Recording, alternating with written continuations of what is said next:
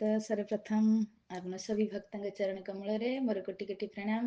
वंशा कल्पतरुभ्यश्च कृपा सिन्धुभ्येव च पतितानां पावनेभ्यो वैष्णवेभ्यो नमो नमः। जय अनंत कोटि वैष्णव वृंद की जय। जगत गुरु श्रील प्रभुपाद की जय। पतित श्रील गुरु महाराज की जय। श्रीमद् भगवत गीता की जय। तो ढेर सारा शुभकामनाएं शुभेच्छा आपण समस्त को। तो आज रही आम भगवत चर्चा रे बहुत सुंदर आम समस्त परम सौभाग्य। तो आम अनंत कोटि ब्रह्मांडर अधिपति परात्पर परमेश्वर भगवान श्रीकृष्ण मुख निसृत वाणी श्रवण करुचे। तो राधा माता कृपा आशीर्वाद आपण समस्त को प्राप्त हो। तो मैं प्रार्थना करुच्ची भगवान पाखे। तो अर्जुन मोह को भांगिबा पई भगवान बहुत चेष्टा करछंती। 12 नंबर श्लोक रु आरंभ कले आत्मा विषय ज्ञान 30 नंबर श्लोक पर्यंत उपसंहार कहले ना ये प्रभुपाद। तो आज श्लोक कौन कहते हे भरत वंशज ए शरीर मध्य जे बास करुछि अर्थात देही देही माने आत्मा नित्य वा सनातन अटे एवं ताकू कदापि बद्ध करा जाई पारिबो नाही। तेणु तुमे काहारी पई दुख करिबा आवश्यक नुहे, उचित नुहे। तो आज अर्जुन यही मोहरे थिला कौन विचार करुला जदि युद्ध हब ताले जो पितामह कोଳରେ बसिकी मो बचपन बीतेची जो गुरु द्रोणाचार्य मो हाथ रे धरिकी मते युद्ध विद्या शिखैचंती तो सेमानकु मु केमती मारिमी आ सेमाने मरीगले मते पाप लागिबो मु नरक को जिमि। तो बहुत किछि चिंता करिकी से युद्ध न करिया पई स्थिर करथिले। तो से भगवान ए आत्मार ज्ञान देकी 12 नंबर श्लोक पाखु 30 नंबर श्लोक पर्यंत केवल आत्मार ज्ञान देले। आज आम संसार रे जदि आमे समस्ते केवल ई काम क्रोध लोभ मोह मद मात्सर्य रूपक शत्रु द्वारा जो घेरी होइकी अछु कारण एकमात्र हैला आत्मार ज्ञानर अभाव है ना। जदि जने आत्मा ज्ञान को उपलब्धि करनब आत्मज्ञान को जे मु शरीर नुहे आत्मा तो फिर ये काम क्रोध लोभर प्रश्न ही नहीं। किंतु सारा अज्ञान जड़ हैला ये आत्मज्ञानर अभाव। तो भगवान से सारा ज्ञान जो सारा शास्त्र सार को भगवत गीतार देले आ भगवत गीतार प्रथम ही आत्मार ज्ञान देले। जेतले आमे आत्मा को बुझी जिबा फिर सारे धीरे धीरे माने आम आखि आगे स्पष्टीकरण हो सब ज्ञान। किंतु यही जते जाए आत्मा को बुझीने तो फिर आपण जते संसार जते ज्ञान उपलब्धि करंतु सब बेकार। तो से आत्मार ज्ञान दे दे आसिक प्रभु स्वयं भगवान 30 नंबर श्लोक उपसंहार कले जे देही जे आत्मा केबे भी मरिबो नाही। एटा तो कहिसंती 20 नंबर श्लोक रे हाँ न जायते म्रियते वा कदाचित नायं भूत्वा भविता न भूय अज नित्य शाश्वत अयं पुराण न हन्यते हन्यमाने शरीरे। तो रिपीट भगवान से श्लोकटा को करूछंती जे आत्मा शरीर आत्मार केबे जन्म नहीं कि मृत्यु नहीं।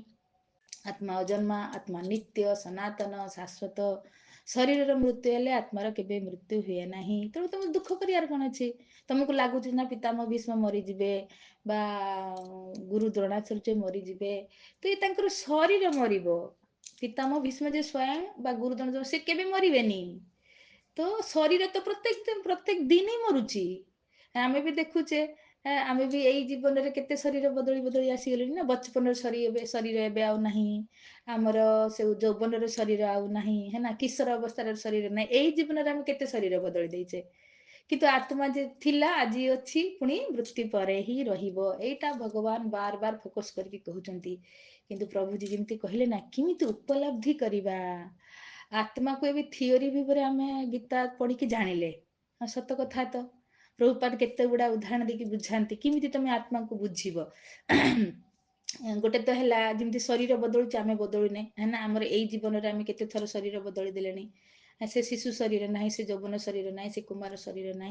तो धीरे धीरे वृद्धा शरीर भी नष्ट हो लास्ट मृत्यु हो। तो यही जीवन में आम शरीर बदलुचे किंतु आत्मा जी आम 5 वर्ष शिशु अवस्था थे आज भी से अच्छे। तो माने आत्मा नित्य शरीर अनित्य एटा भी आम बुझुचे। आ द्वितीय प्रकार बुझिले जमी जड़े मरी जाती हाँ आम कहे मौसी चलीगले तो मतलब एबे पर्यंत पुड़ा जाइनी शवदाह करा जाइनी जमती सबुदिन शुणते जे शुईचंती କିନ୍ତୁ ଆମେ ସେତେବେଳେ କହୁଛେ ମାଉସୀ ଚାଲିଗଲେ, ତ ଗଲା କିଏ? ମାଉସୀ ଯେମିତି ସବୁଦିନେ ଶୁନ୍ତି ଆଜି ବି ଶୋଇଛନ୍ତି, ହେ ନା, ତ ଗଲା କିଏ? ସେତେବେଳେ ଆମେ ବୁଝୁ ଆତ୍ମା ଗଲା। ତ ଆତ୍ମା ଯେତେ ଯାଏଁ ଥିଲା ଶରୀର କାମ କରୁଥିଲା, ହେ ନା, ଆଖି ଦେଖୁଥିଲା, କାନ ଶୁଣୁଥିଲା, ଜିଭ କଥା କହୁଥିଲା, ସବୁ କିଛି ଚାଲିଥିଲା। କିନ୍ତୁ ଆତ୍ମା ଯେମିତି ବାହାରିଗଲା, ଶରୀର ଡେଡ୍ ବଡି, ଶରୀର ଆଉ କିଛି କାମ କରେ ନାହିଁ। କିନ୍ତୁ ଆମେ ଦେଖିବା ଏଇ ଶରୀର ପାଇଁ ତ ସବୁ ସଂସାର କରୁଛି, କିନ୍ତୁ ଏଇ ଆତ୍ମା ପାଇଁ କିଏ କଣ କରୁଛି? ସେଠିକି ଆତ୍ମା ମୁଖ୍ୟ ଥିଲା ନା ଶରୀରରେ, ଆତ୍ମା ଥିଲା ତ ଶରୀର ସବୁ କିଛି କରୁଛି। ମୁଁ କହୁଛି ଆପଣ ଶୁଣୁଛନ୍ତି, କିନ୍ତୁ ଆତ୍ମା ବାହାରି ଯାଉ ଶରୀର କିଛି ଆଉ କରିବନି। ତ ଏଠୁ ଆତ୍ମା ବିଷୟରେ ଆମେ କିଛି ବୁଝୁ। ଆଉ ତୃତୀୟରେ ପ୍ରଭୁପାଦ ବୁଝାନ୍ତି ଯେମିତି ଯେତେବେଳେ ଆମ ମୁଣ୍ଡ ବିନ୍ଧୁଛି ତ ଆମେ କଣ କହୁଛେ, ଓହୋ ମୋ ମୁଣ୍ଡଟା ଆଜି ବିନ୍ଧୁଛି ବହୁତ, ମୋ ମୁଣ୍ଡ, ମୋର ମୁଣ୍ଡ, ମାନେ ମୁଁ ଅଲଗା ମୋ ମୁଣ୍ଡ ଅଲଗା। ଯେମିତି ମୁଁ କହିବି ମୋ ମୋବାଇଲ, ତ ମୋବାଇଲ ଅଲଗା ମୁଁ ଅଲଗା ନା, ମୁଁ ତ ମୋବାଇଲ ନୁହେଁ। ତାହେଲେ ମୋର ମୁଣ୍ଡ କହୁଛି, ତାହେଲେ ମୁଁ ଅଲଗା ମୋ ମୁଣ୍ଡ ଅଲଗା, ହେ ନା। ମୋ ଦେହ ଆଜି ବହୁତ ବଥା, ତ ମୋର ଦେହ, ମୁଁ ଦେହ ବଥା କହୁନି, ମୁଁ ମୁଣ୍ଡ ବିନ୍ଧା କହୁନି, ତ ମୋର ଦେହ, ମୋର ମୁଣ୍ଡ, ମୋର ହାତ, ମୋର ଗୋଡ, ତାହେଲେ ମୁଁ କିଏ? ସେତେବେଳେ ନା ଆତ୍ମା, ଆତ୍ମା ମୁଁ ହେଲି ଆତ୍ମା, ଇଏ ମୋର ଶରୀର। ତ ଇଏ ସବୁ କିଛିଟା ଉଦାହରଣ ଦେଇକି ପ୍ରଭୁପାଦ ବହୁତ ସୁନ୍ଦର ଆମକୁ ବୁଝେଇଛନ୍ତି ପରପଟ ମାଧ୍ୟମରେ। ତ ବାସ୍ ଏବେ ପ୍ରଶ୍ନ ଆସିଲା, ଆମେ ଉପଲବ୍ଧି କେମିତି କରିବା? ନା ଆତ୍ମାକୁ ତ ଥିଓରିରେ ଜାଣିଲେ, ହଁ ଏଟା ଠିକ କଥା, ଆମେ ସ୍ୱୟଂ ଆତ୍ମା, ଆତ୍ମା ଅଛି ବୋଲି ଆମେ କହୁଛେ, ଶୁଣୁଛେ, ସବୁ କିଛି। ଆତ୍ମା ବାହାରିଗଲେ ଫେରି ଶରୀର ଡେଡ୍ ବଡି ନେଇକି ତାକୁ ଦାହ କରିଦଉଛନ୍ତି। ତେଣୁ ଆତ୍ମା ବୋଲି ଆମେ ଆତ୍ମା ପାଇଁ କେମିତି କଣ, ଆତ୍ମାକୁ କେମିତି ଉପଲବ୍ଧି କରିବା? ତ ବହୁତ ସୁନ୍ଦର ପ୍ରଭୁପାଦ ପରପଟ ମାଧ୍ୟମରେ ବୁଝେଇଛନ୍ତି। ଆଉ ସ୍ୱୟଂ ଭଗବାନ ତ ଗୀତାରେ କହିଲେ, ବା ଚୈତନ୍ୟ ମହାପ୍ରଭୁ ଆସିକି ପ୍ରାକ୍ଟିକାଲି ଶିଖେଇଲେ କେମିତି ତମେ ଉପଲବ୍ଧି କରିପାରିବ। ବା କାହିଁକି ତମେ ଉପଲବ୍ଧି କରିପାରୁନ, ନା ତମର ଆତ୍ମା ଉପରେ ଅନେକ ଜନ୍ମର ପାପ ରୂପକ ଧୂଳି ଜମିକି ରହିଛି। ତ ସେଇ ପାଇଁ ତମେ ଉପଲବ୍ଧି କରିପାରୁନ। ଯେମିତି ଚୁମ୍ବକ ଆଉ ଲୁହା, ହଁ ଲୁହା କଣ କରେ, ଚୁମ୍ବକକୁ ଆକର୍ଷଣ କରେ, ବା ଚୁମ୍ବକ ଲୁହାକୁ ଆକର୍ଷଣ କରେ, ଇଏ ତାର କଣତେ ନା ଜନ୍ମଗତ ପ୍ରବୃତ୍ତି ଏଟା। କିନ୍ତୁ ଯେ ଲୁହା ଉପରେ ଯଦି କଳଙ୍କି ଲାଗି ଯାଇଥିବ, ତ ସିଏ ଆଉ ଚୁମ୍ବକକୁ ଆକର୍ଷଣ କରିପାରିବ ନାହିଁ। ତ କଣ ପ୍ରଥମେ କରତେ ପଡିବ, ସେ ମାନେ ଚୁମ୍ବକ ଲୁହାର ଯୋଉ କଳଙ୍କିଟା ଲାଗିଥିବ ତାକୁ ଛଡେଇତେ ପଡିବ, ତାକୁ ସଫା କରତେ ପଡିବ। କିରୋସିନରେ ପକାଅ, କିଛି ବି କର, ତାକୁ ସଫା କର। ତ କଲା ପରେ ଏବେ ଦେଖିବା ଅଟୋମେଟିକ ସେ ପୁଣି ଆକର୍ଷଣ କରୁଛି। ତ ସେଇଭଳି ଆତ୍ମା ଯୋଉ ଭଗବାନଙ୍କର ଅଂଶ, ଭଗବାନଙ୍କର ସେବା କରିକି ଆନନ୍ଦମୟ ଅଭ୍ୟାସ, ଯୋଉ ଆନନ୍ଦରେ ରହିପାରିବ। କିନ୍ତୁ ଯେହେତୁ ଆତ୍ମାକୁ ସେ ଭୁଲି ଯାଇଛି, ଶରୀରକୁ ମୁଁ ବୋଲି ଭାବି ନେଇଛି, ଯେହେତୁ ଅନନ୍ତ ଜନ୍ମରୁ ଶରୀର ସ୍ୱୀକାର କରିଛି, ତେଣୁ ସିଏ ନିଜକୁ ଭାବି ନେଇଛି ମୁଁ ଶରୀର। ଆଉ ଏଇଟା ଆମେ ସମସ୍ତେ ଏବେ ବି ତ ସେଇ ଉପଲବ୍ଧିରେ ଅଛି ନା, ଶରୀର ଉପଲବ୍ଧିରେ। କାହିଁକି ନା ଇଏ ଅନେକ ଜନ୍ମର ସଂସ୍କାର ରହିଛି। ତ ପ୍ରଥମେ କଣ କରିବା, ତାହେଲେ ତାକୁ ସଫା କର। ହଁ, ତ ସଫା କର, ସଫା କଲେ ଫିର ତମେ ଉପଲବ୍ଧି କରିପାରିବ। ତମ ଏଇ ଆତ୍ମା ଉପରେ ଅନେକ ଜନ୍ମର ଏଇ ପାପ ରୂପକ ସଂସ୍କାର ଯୋଉ ଧୂଳି ଜମି ଯାଇଛି। ତ ତାର ଉପାୟ କଣ? ସେଠି ତ କିରୋସିନି ଦ୍ଵାରା ଲୁହାର ଜଂକୁ ସଫା କରୁଥିଲେ, ଏଠି ଆତ୍ମାର ଜଙ୍କୁକୁ ସଫା କେମିତି କରିବା? ତ ବହୁତ ସୁନ୍ଦର କହିଲେ, ଚେତ ଦର୍ପଣ ମାର୍ଜନମ୍ ଭବ ମହାଦାବାଗ୍ନି ନିର୍ବାପଣମ୍ ଶ୍ରେୟ କୈରବ ଚନ୍ଦ୍ରିକା ବିତରଣମ୍ ବିଦ୍ୟାବଧୁ ଜୀବନମ୍।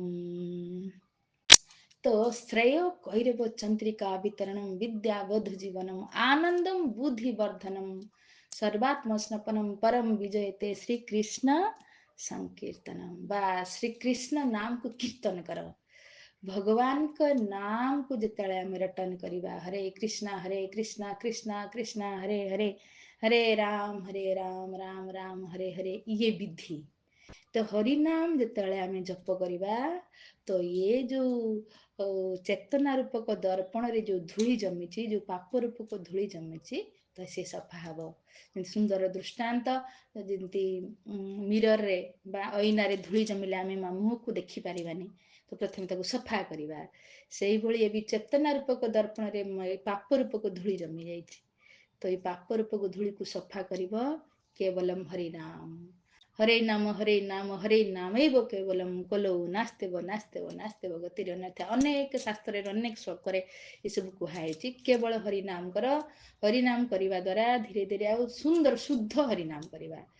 ତିନି ପ୍ରକାର ନାମ ଅଛି ନା, ଅପରାଧ ଯୁକ୍ତ ନାମ, फिर अपराध लास्ट अपराध मुक्त नाम विशुद्ध नाम जेटा शुद्ध नाम कहचे अपराध को कम करवा नाम तो धीरे धीरे तो शुद्ध नाम करवा तो फिर कौन हम आमर ये पूरा सफा हो धूली पापर पोक धूली फिर आम धीरे धीरे आत्मा को उपलब्धि करें जीवन में आम उपलब्धि करें तो उपलब्धि करवा केमती महसूस करवा अनुभव केमती करवा ना से शरीर किसी जिते हुए प्रतिक्रिया आमको एतटा प्रभाव पड़ेनि जमती शरीर कौन प्रभाव प्रतिक्रिया ना आम प्रत्येक दिन ये तीन टा जिनस जुझुचे शोक मोह भय हाँ ये कहीं हूँ निजको शरीर बोली भावी नहीं बोली आम शोक शोक माने दुख जेटा किसी मिले ना अन्य पाखरे अच्छे आम पाखरे ना तो आम से दुख करचे है ना से छुआटा भल पढ़ुची मो छुआ पढ़ू ना कि से छुआ भल बड़ डिग्री हासिल कला मो छुआ रोनी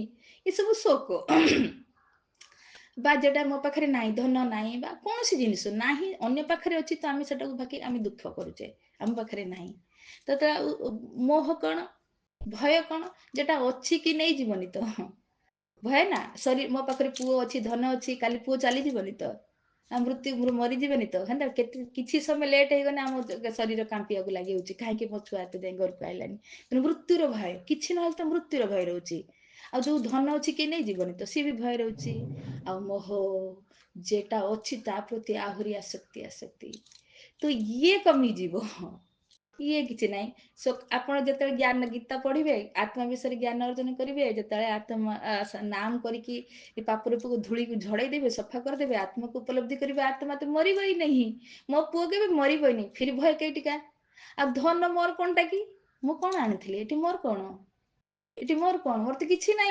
ईशावास्य जगत सर्वम ये सब तो भगवान कर तो भगवान दे तो भगवान नहीं गले काली जदि मोर मत दरकार हम भगवान देवे तो पुणी शोक मोह भय ये तीन टा जो माने अपहरण हो आम बुझीज आम आत्मार आम एवं उपलब्धि करें तो ये तीन टा जिनस तो मनुष्य को सताऊँ ना तो ये कहीं शरीर धारण रोचे जिते आम जप करी शुद्ध नाम जप करी आत्मार उपलब्धि करनवा फिर आत्मा को ना शोक ना भय ना मोह किसी ना क्या आत्मा नित्य अपरिवर्तनीय आत्मा के मरबनी भगवान का अंश तो फिर एक अनोखा कौन कह निर्भयर अनुभव हम से तो भजऊ रे मन श्रीनंद नंदन अभय चरणारविंदरे भगवान हेले अभय चरण भगवान को अभय चरण जो आम भजन करवा तो फिर सारा जो शोक मोह दूर हो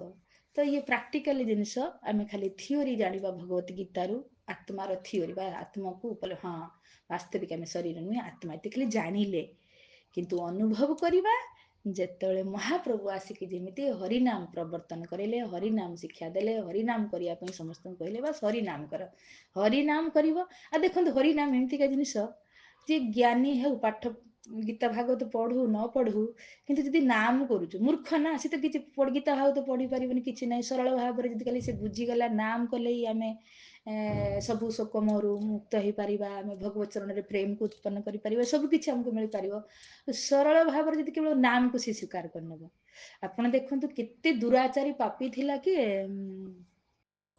दस्युरथ नाकर है ना तो नारद मुनि संस्पर्श आसिकी सी पापरू मुक्त होगापाई कौन कला हाँ राम नाम बास्तु किसी कहले कि तू गीता पढ़ भागवत पढ़ शास्त्र पढ़ कि तू कि ना तू बस नाम कर नाम भी आसुना आसुनला कहला कौन उल्टा नाम जपत जग जाना वाल्मीकि भाई ब्रह्म समान उल्टा नाम हाँ राम नाम कही कौन राम मरा कहला मरा मरा मरा मरा मरा तो उल्टा नाम जपत जग जाना उल्टा नाम रखिकी सी ब्रह्म समान हो गले तो त्रिकालदर्शी हो गले तने नाम आमको ज्ञान भी दब पढ़ा पढ़ी पढ़ी के ज्ञान अर्जन करने दरकार नहीं आप नाम कले ही ऑटोमेटिक नाम ही आमको ज्ञान दब नाम ही आमको भगवान के चरण में भक्ति उत्पन्न कर नाम नाम ही आमको शोक मोह भय मुक्त कर नाम रे ही सब किसी अच्छी खाली राम आहारी भितर सब भरा होती विश्वास सहकार जदि आम जप करवा हाँ से तो लास्ट भागवत रचना कर सारा पर लास्ट शोक कनक्लूजन देदेले कौन नाम संकीर्तन जस्य सर्व पाप प्रणाशनम प्रणामी दुख शमनम तम नमामि हरि परम। बस भगवान को प्रणाम कर आ भगवान करे नाम कर। तो ଯେମିତି କହନ୍ତି ନା ସାରେ ନଦୀର ପାଣି ଆସି କେଇଠି ମିଶୁଛନ୍ତି, ଯେତେ ନଦୀ ଅଛନ୍ତି ସାରା ନଦୀ ପାଣି ଆସିକି ସମୁଦ୍ରରେ ମିଶି ଯାଉଛନ୍ତି। ସେଇଭଳି ସାରା ଶାସ୍ତ୍ର, ଚାहे ଗୀତା ନିଅନ୍ତୁ, ଭାଗବତ ନିଅନ୍ତୁ, ଯେତେ ଉପନିଷଦ ନିଅନ୍ତୁ, ପୁରାଣ ନିଅନ୍ତୁ, ଇତିହାସ ନିଅନ୍ତୁ, ଯେତେ ବେଦ ନିଅନ୍ତୁ, ସାରେ ଆସି କେଇଠି ମିଶି ଯାଇଛନ୍ତି, ନାମ ପାଖରେ। ବସ୍ ନାମ। ତ ଯଦି ଜଣେ ନାମ କଲା ଶୁଦ୍ଧ ଭାବରେ, ତ ଏଇ ନାମ ଆମକୁ ଏଇ ଯୋଉ କହନ୍ତି ନା ଆତ୍ମର ଉପଲବ୍ଧି କରେଇବ। ଏଇ ନାମ ଆମକୁ ଶୋକମୋହ ଭୟରୁ ମୁକ୍ତ କରେଇବ। ଏଇ ନାମ ଆମକୁ ଭଗବାନଙ୍କ ଚରଣରେ ରତି ଉତ୍ପନ୍ନ କରେଇବ। ଏଇ ନାମ ଯୋଉ ବ୍ରହ୍ମାଣ୍ଡର ଅଧିପତିକୁ ଭସ୍ମ କରିପାରିବା ବହୁତ ମୁସ୍କିଲ, ତାକୁ ଭସ୍ମ ବି ଆମେ କରିପାରିବା କେବଳ ନାମ ବଳରେ। ବାସ୍, ଚିନ୍ତା ନାହିଁ, କିଛି ଚିନ୍ତା କରିବା ଦରକାର ନାହିଁ। ନାମ କରନ୍ତୁ ଶୁଦ୍ଧ ଭାବରେ। ଗୁରୁଙ୍କର ଏଇ ଆଦେଶ, ମହାପ୍ରଭୁଙ୍କର ଏଇ ଆଦେଶ, ଭଗବାନଙ୍କର ଏଇ ଆଦେଶ। ବାସ୍ ନାମ କର। ତ ପ୍ରଥମେ ଅପରାଧ ଯୁକ୍ତ ନାମ ହବ, କିଛି ନାହିଁ। ନାମକୁ କରିବାର ଅଛି ବାସ୍। ତ ଧୀରେ ଧୀରେ ଅପରାଧ କମ ହବ, ଫିର ଧୀରେ ଧୀରେ ଆମେ ଶୁଦ୍ଧ ନାମ ସ୍ତରକୁ ଯାଇପାରିବା। ଫିର ଯେତେବେଳେ ଶୁଦ୍ଧ ନାମ କରିବା, ସେତେବେଳେ ଆମେ ଆତ୍ମାକୁ ଉପଲବ୍ଧି କରିପାରିବା। ତ ବହୁତ ସୁନ୍ଦର ଇଏ ଆତ୍ମା ଜ୍ଞାନ ଦେଇକି ପ୍ରଭୁ ଭଗବାନ ଏବେ 30 ନମ୍ବର ଶ୍ଲୋକରେ କନକ୍ଲୁଜନ ଦେଲେ, ଉପସଂହାର ଦେଲେ ଯେ ତୁ ଚିନ୍ତା କରନା, ଆତ୍ମା ତ ମରିବ ହିଁ ନାହିଁ, କଦାପି ଆତ୍ମାକୁ କେହି ମାରିପାରିବେ ନାହିଁ, ତୁ ବି ମାରିପାରିବୁନି, ତେଣୁ ତୁ ଡରୁଛୁ କାହିଁକି? ଆଉ ଯୋଉ ଶରୀର, ଇଏ ତ ଆଜି ନହେଲେ କାଲି ମରିବ। ତୁ ନ ମାରିଲେ କଣ ପିତାମହ ଭୀଷ୍ମ ଅମର ହେଇକି ରହିବେ କି? ନା ଗୁରୁ ଦ୍ରୋଣାଚାର୍ଯ୍ୟ ଅମର ହେଇଯିବେ? ଦିନେ ନା ଦିନ ତ ସେ ମରିବେ। ଆଉ ବୁଢା ଶରୀର ମରିଗଲେ ତ ଭଲ, ଯୁଦ୍ଧରେ ମରିଗଲେ ସେମାନେ ଆଗ ଶ୍ଲୋକରେ ବୋଧେ କହିକି ଯାଇଛନ୍ତି, ସେମାନେ ତ ସ୍ୱର୍ଗକୁ ଯିବେ, ତ ଖୁସି ହବା କଥା ନା। ଯଦି ଯୁଦ୍ଧରେ ସେମାନେ ମରନ୍ତି, ଏକ ତ ତାଙ୍କର ବୁଢା ଶରୀରଟା ଖତମ ହେଇଯିବ, ଯଦି ସେମାନେ ସ୍ୱର୍ଗକୁ ଯିବେ, ସ୍ୱର୍ଗ ଭୋଗ କରିବେ, ତ ତତେ ଖୁସି ହବାର ଅଛି। ଆଉ ଯଦି ତୁ ଜିତିଗଲୁ, ତ ମଲେ ବି ତୁ ସ୍ୱର୍ଗକୁ ଯିବୁ ଯୁଦ୍ଧରେ, ବଞ୍ଚିଲେ ତୁ ନିଷ୍କଣ୍ଟକ ରାଜ୍ୟ ଭୋଗ କରିବୁ, ତୋ ପାଇଁ ତ ଫାଇଦା ହିଁ ଫାଇଦା। ତ ବହୁତ ସୁନ୍ଦର ଭଗବାନ ବୁଝେଇକି ଏଇ 30 ନମ୍ବର ଶ୍ଲୋକରେ ଆତ୍ମାର ଜ୍ଞାନକୁ ଉପସଂହାର ଦଉଛନ୍ତି। ତତେ ବହୁତ ଚିନ୍ତା କରିବା ଦରକାର ନାହିଁ, କେହି ମରିବେନି ଏଠି, ଆତ୍ମା ଅମର। ଆଉ ଶରୀର ତ ସବୁଦିନେ ପରିବର୍ତ୍ତନ ହଉଛି। ଯେହେତୁ ଧର୍ମ ଯୁଦ୍ଧ, ତୋର କର୍ତ୍ତବ୍ୟ ଏଟା, ତତେ ଧର୍ମ ଯୁଦ୍ଧ କରିବା। କାହିଁକିନା ଯଦି ତୁ ନ କରୁ, ତାହେଲେ ତତେ ଲୋକ କଣ କହିବେ ଆମେ ଶୁଣିବା। ସାୟଦ ଆଗଲା 32 ନମ୍ବର ଶ୍ଲୋକରେ ବୋଧେ କହିବେ ଯେ ତୁ ଯଦି ଯୁଦ୍ଧ ନ କରିବୁ, ତାହେଲେ ଛାଡିଦବୁ, ତତେ ତ କେହି କହିବନି ମା ଅର୍ଜୁନ କେତେ ଦୟାଳୁ ଥିଲା, ଯୁଦ୍ଧ କଲାନି, କେତେ ଦୟାଳୁ, ଯୁଦ୍ଧ କଲାନି, ଛାଡିଦେଲା, କେହି କହିବେନି। କହିବେ କାୟରେ ଡରିଗଲା ଆମର 11 ଅକ୍ଷୁଣୀ ସୋନାକୁ ଦେଖିକି, କାୟରେ ଡରିଗଲା, ଛାଡି ଛୁଡା ଦେଇକି ପଳେଇଲା। ତୋର ଅପମାନ ହବ। ଆଉ ଜଣେ ପ୍ରତିଷ୍ଠିତ ବ୍ୟକ୍ତିର ଅପମାନ ମୃତ୍ୟୁଠୁ ବି ବଳି ହେଇଯିବ। ତେଣୁ ତୁ ଯୁଦ୍ଧ, ଧର୍ମ ଯୁଦ୍ଧରେ ତୁ ଯୁଦ୍ଧ କର। ଏକ ତ ଯୁଦ୍ଧ କଲେ ଯଦି ମରିଯାଉ, ତୁ ସ୍ୱର୍ଗକୁ ଭୋଗ କରିବ, ଆଉ ଯଦି ବଞ୍ଚି ଯାଉ, ତାହେଲେ ତୁ ନିଷ୍କଣ୍ଟକ ରାଜ୍ୟ ଭୋଗରୁ ତୋ ପାଇଁ ଫାଇଦା ହିଁ ଫାଇଦା। ଭଗବାନ ବହୁତ ସୁନ୍ଦର, ଆଗକୁ ଆହୁରି ଆତ୍ମା କଥା ସରିଲା, ଏବେ ତ ପରିଣାମ କଥା 2-3ଟା ଶ୍ଲୋକରେ କହିବେ, ଶୁଣିବା, ଆଗକୁ ଆମେ ପଢି କେତେବେଳେ ଯିବା। ଠିକ ଅଛି, ସମୟ ହେଇଯାଇଛି, ଏଇଠି ରଖିବା। ହରେ କୃଷ୍ଣ କୃଷ୍ଣ କୃଷ୍ଣ ହରେ ହରେ, ହରେ ରାମ ରାମ ରାମ ହରେ ହରେ।